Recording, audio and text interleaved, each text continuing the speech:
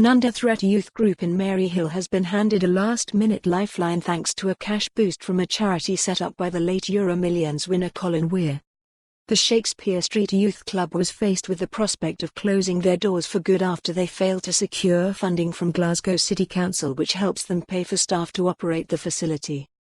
The group, which was founded in Maryhill in 1923, applied for funding the same way they have done for over 40 years.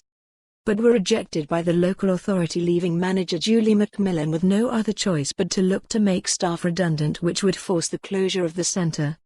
On Friday night at a public meeting held to discuss the future of the club, known locally as the Shaky, it was, however, announced that the Colin Weir Foundation was making an immediate donation of £25,000 to help keep their doors open.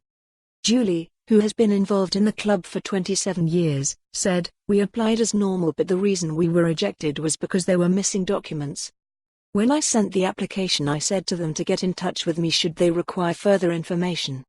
But nothing was said until we were given a letter on December 22 that we were not getting the grant."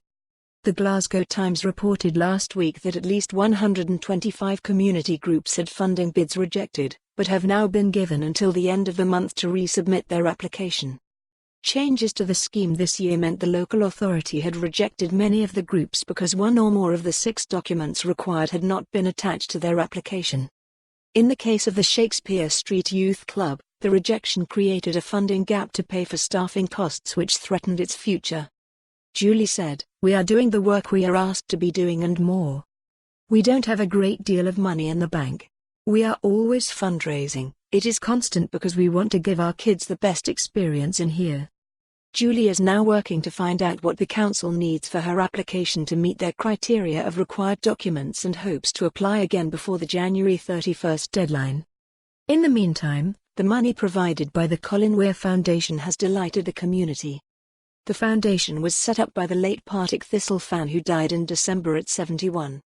Mr. Weir and his then wife Chris, from Largs in North Ayrshire, claimed the £161 million Euromillions jackpot in July 2011, the highest amount handed out in the UK at the time.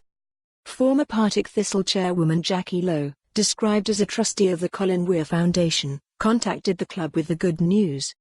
In a letter seen by the Glasgow Times, she said, "As the oldest youth club in Scotland and being aware of the other work you do, for more on this story, visit the news article link."